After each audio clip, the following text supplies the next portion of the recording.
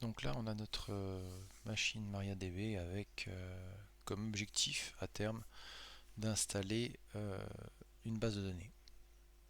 Avant tout, on a donc configuré Ubuntu et on a installé un serveur SSH.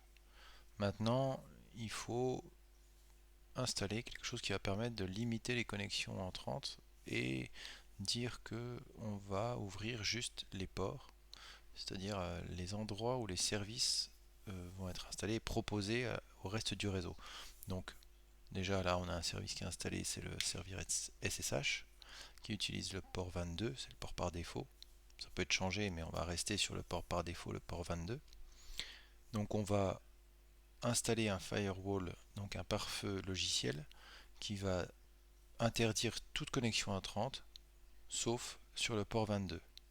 Après, comme on va installer une base de données MariaDB qui écoute par défaut sur le port 3306, on ouvrira le port 3306 dans un second temps. Mais là, on va juste voir comment faire pour installer le firewall et le pare-feu et limiter l'accès au port SSH. Donc, il y a un firewall qui est plus simple à utiliser, qui se trouve communément sur la plupart des distributions Linux, qui s'appelle UFW pour Uncomplicated Firewall. Alors, uncomplicated, c'est par rapport à ce qu'on doit faire sans pour arriver au même résultat, mais c'est pas pour autant qu'il ne faut pas faire attention. Donc, avant tout, on peut déjà l'installer avec la commande apt-get ou la commande apt-install. Donc, UFW. Bon, là, en fait, il est déjà installé par défaut, mais je vous montre quand même la commande. Donc là, il va dire simplement que, effectivement, il y a déjà la version la plus récente, 0.36.6. Donc il est installé, mais il est pas activé. Heureusement, parce que sinon on n'aurait pas pu se connecter. Parce que dans les règles par défaut, c'est rien n'est autorisé. Donc si là je fais un UFW enable pour l'activer, il va me dire attention, ça peut casser votre connexion. Et donc je ne vais pas le faire.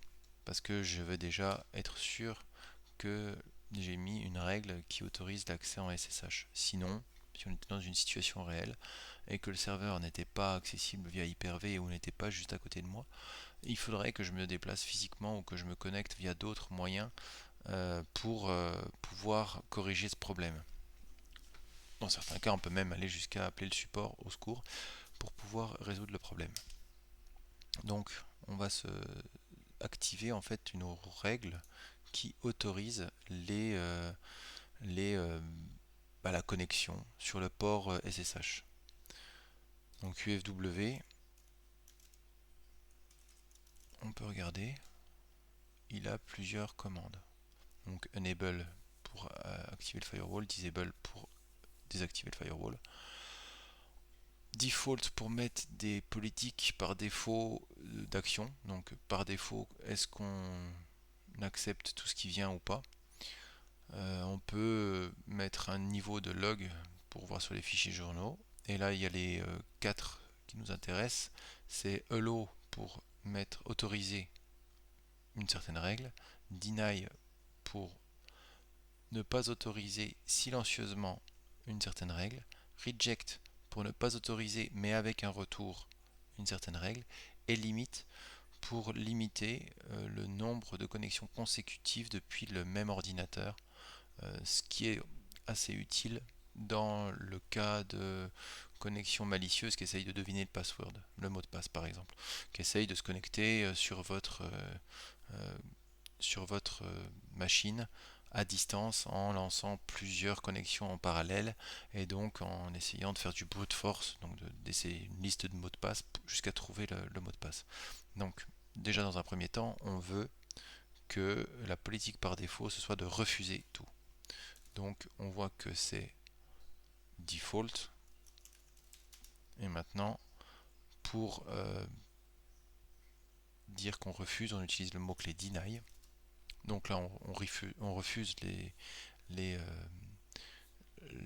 la connexion silencieusement deny incoming pour dire c'est toutes les connexions entrantes qu'on va refuser.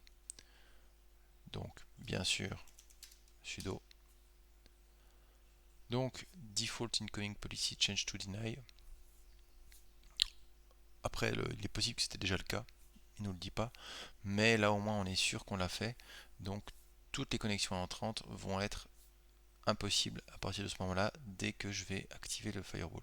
Donc gênant car je suis connecté à distance en SSH. Donc ce que je veux c'est au moins autoriser donc l'accès SSH. Donc on va pour l'ajout d'une règle. Donc on a vu pour rajouter une règle ou pour autoriser, c'est ça. Donc le mot-clé c'est hello. Donc comment ça se passe? On autorise depuis n'importe quel IP. Pour l'instant on va être juste tolérant. Le fait de se connecter sur le port 22. Donc on dit le port 22. Et comme le protocole SSH est un port qui est sur est un protocole qui est sur avec TCP. C'est-à-dire TCP, on rappelle TCP ça veut dire que on doit être sûr que les paquets arrivent, qu'ils arrivent et qu'ils sont réordonnés dans le bon ordre et qu'ils sont vérifiés au niveau du contenu et que sinon ils sont corrigés. Donc ce qui est logique quand on se connecte à distance, si je commence à taper une commande, il ne faut pas que la commande arrive dans le mauvais sens, sinon c'est pas UFW que j'écrirai, c'est UWF et ça veut rien dire. Donc sur le port avec le protocole TCP. Donc là on doit oui, il n'y a même pas besoin du port en fait. Donc on autorise le port 22. Donc à partir de là, c'est bon. On a autorisé l'accès depuis l'extérieur sur le port 22. Alors il y a un truc qu'on peut savoir, c'est que la plupart des services ont un mot-clé. Donc pour le cas de SSH, on aurait pu directement faire sudo ufw hello SSH et donc ça aurait été exactement la même chose. D'ailleurs il nous le dit, on a déjà mis la même règle. Après, il y a la commande limite qui est plutôt intéressante effectivement pour le SSH, mais on va la changer après. Donc là, si je fais ufw enable, toujours en sudo, j'ai moins peur, et voilà, le firewall est actif. On peut afficher son statut, toujours en sudo. Donc il est actif et on voit la règle. Donc il autorise depuis n'importe où. Maintenant, on veut quand même limiter la possibilité d'avoir des réessais. Donc par défaut, c'est jusqu'à 6 essais. À partir de 6 essais, il bloque. 6 essais toutes les 30 secondes. Ce qui est quand même relativement honnête. Donc là, en fait, au lieu d'utiliser la commande hello, on va utiliser la commande limite. Et là, il va nous changer en fait les règles. Et si on refait un status, on le voit, on est passé à limite. Donc à partir de là, on a mis en place un firewall qui interdit toute autre connexion. À vérifier à partir d'une autre machine virtuelle. On verra ça après, comment vérifier les ports ouverts et fermés.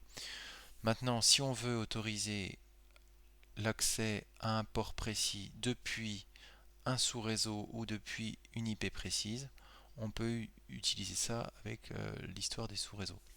Donc là, si on reprend notre IP, notre sous-réseau, il est défini ici. Donc 172/20.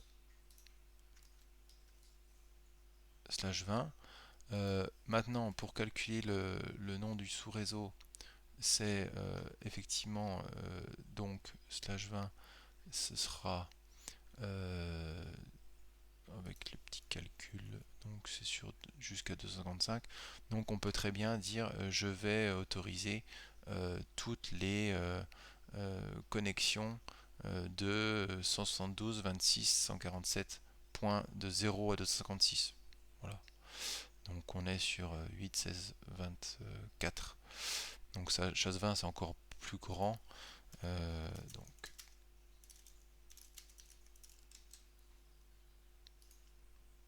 voilà, donc par exemple, hop, pour ce cas-là précis, pour être un peu plus précis, on va simplement mettre donc la bonne valeur, ce sera encore mieux. Toujours une calculatrice dans un coin de sous réseau, c'est toujours bien pratique. 172,26.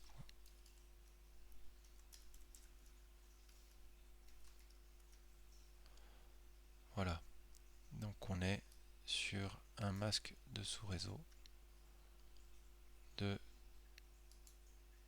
suivant. Donc on va prendre ce masque de sous réseau et on va autoriser toutes les connexions depuis le sous réseau. Donc comment faire? On prend la commande,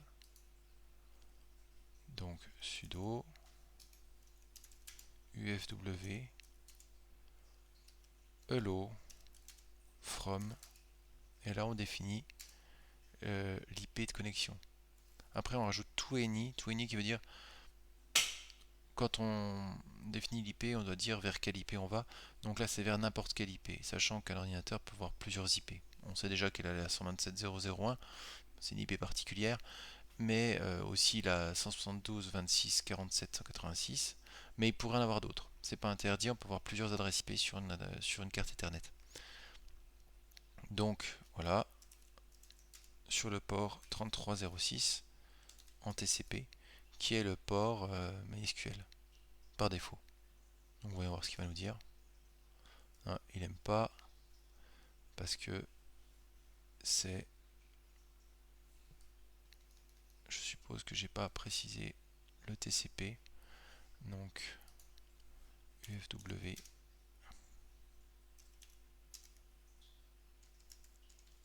je regarde.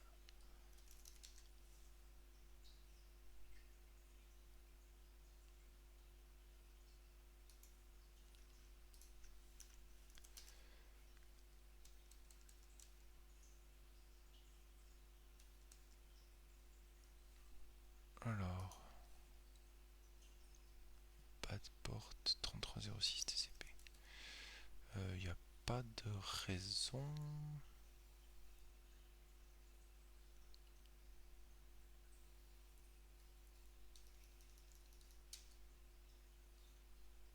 Hmm,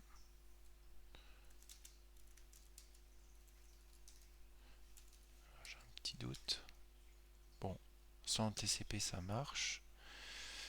Euh, alors, pourquoi est-ce que je peux pas limiter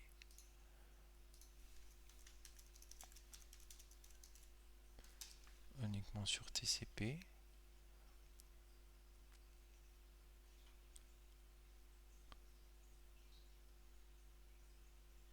Apparemment.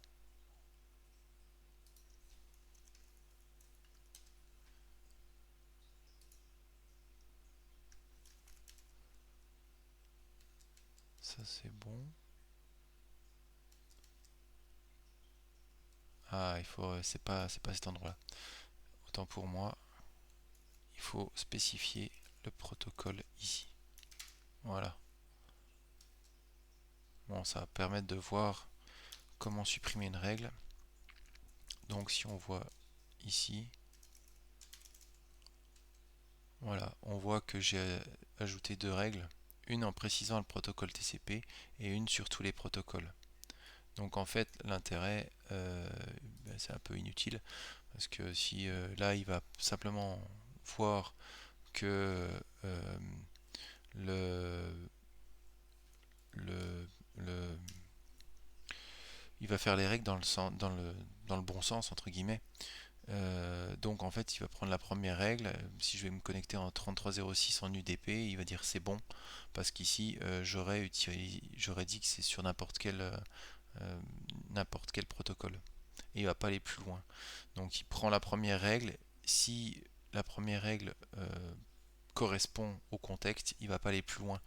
Donc là, la troisième règle, il ira jamais la voir. Parce que la première règle, elle fait pour tout.